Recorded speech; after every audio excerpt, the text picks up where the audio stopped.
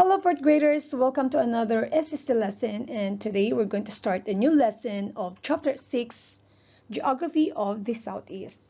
Our learning objective is to compare and contrast physical features of the Southeast. And again, grade 4, when you say physical features, these are the features on Earth's surface that have been formed by nature. For example, mountains, oceans, rivers, and lakes. Alright? Let's start with the vocabulary of the lesson. Number 1 is peninsula. It is a land that is almost surrounded by water. Okay, look at this example, grade 4. It is a piece of land that sticks out into the water, but still connected to the land. Okay, you can see the example here. It's not an island because an island is totally surrounded by water and not connected to the land at all. But peninsula, remember the key word almost. And number 2, we have the word wetland. It is an area of lowland that is partly covered by slow-moving or still water. So when you say wetlands class, are places where there's shallow water or soaking wet soil at least part of the year. Okay, we have an example here. And number 3, we have Piedmont. It is an area of highland at the foot of mountains. Okay, you can see the example here. So it's kind of plateau class between the coastal plain and the Appalachian Mountains.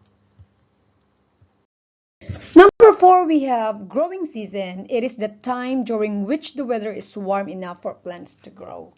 So it varies class for different regions and different plants. Number 4 is hurricane. It is a huge, giant tropical storms that produce heavy rainfall and super strong winds. And number 6, we have the word fertilizers, are materials that are added to soil to make it more fertile. Remember, class, that plants like animals need certain nutrients to grow and thrive. So fertilizers are added or supplied to the crops to increase their productivity. Okay, and last one, we have fall line. It is a place where rivers drop from higher to lower land, causing waterfalls and rapids to form. So in United States class, fall line marks the meeting of the flat Atlantic coastal plain with the rolling Piedmont upland of the Appalachian Highlands. All right.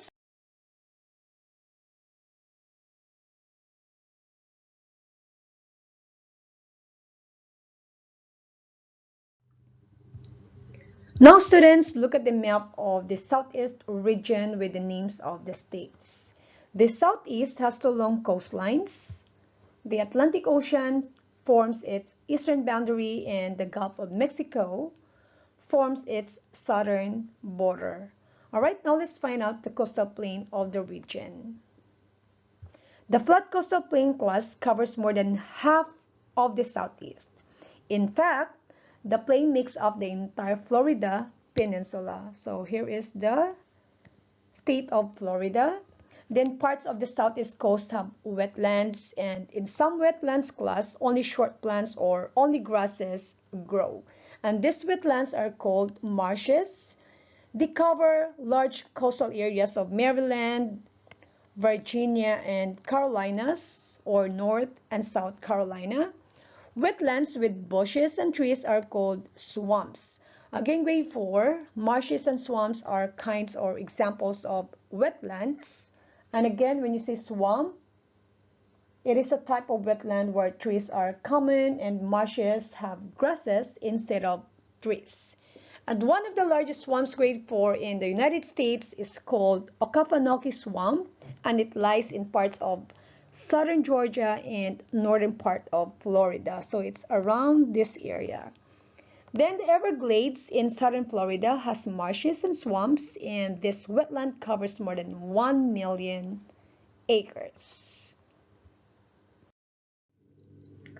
From coastal plain, grade 4, let's move to inland areas. Inland from the coastal plain, the southeast has different features like hills, mountains, plateaus, plains, and a mighty river. All right, let's start from hills and mountains. Do you remember grade 4, the Appalachian Mountains? Okay, look at the map here. The Appalachian Mountain class run through the middle of the southeast. And then to the east of them is a hilly region called the Piedmont, which is an area of highland at the foot of mountains. At the foot means class along the bottom of the mountains. And then the Piedmont runs north and south along the eastern side of the Appalachian Mountains from New Jersey to Alabama. Geographers class or geographers call this area the fall line. And by the way, grade 4, when you see geographers, they are expert in the study of physical features of the earth. And when you see fall line, it is a place where rivers drop from higher to lower land, causing waterfalls and rapids to form. Okay, and by the way, the picture below here is the Appalachian Mountains. What about plateaus and plains of the region? Again, grade 4, when you say plateau, it is a large area of high and fairly flat land, right? West of the Appalachians, grade 4, are the Cumberland Plateau, which is part of Kentucky and Tennessee, and the Ozark Plateau, which is in Arkansas. Can you find Cumberland Plateau and Ozark Plateau in the map? Well done, class. So it's here, and Ozark Plateau is here. So from the plateaus, grade 4, the land lowers to the Central Plains. Then the Mississippi River, which flows here, often gets floods, and the floodwater deposits silt on the land, making the soil fertile. When you see silt, it is something fine sand that carried away by running water. Then as a result, the Mississippi River Valley is an important farming region. Okay, to wrap up everything, grade 4, the flat, low coastal plain and its wetlands stretch along the Atlantic and Gulf Coast of the southeast, and west of the southeast coast, mountains, hills, plateaus, and plains cover the land. All right, so that's the part 1 of this lesson. In the part 2, we're going to talk about climate and the natural resources of the region. All right, so that's for today, and always take care, grade 4.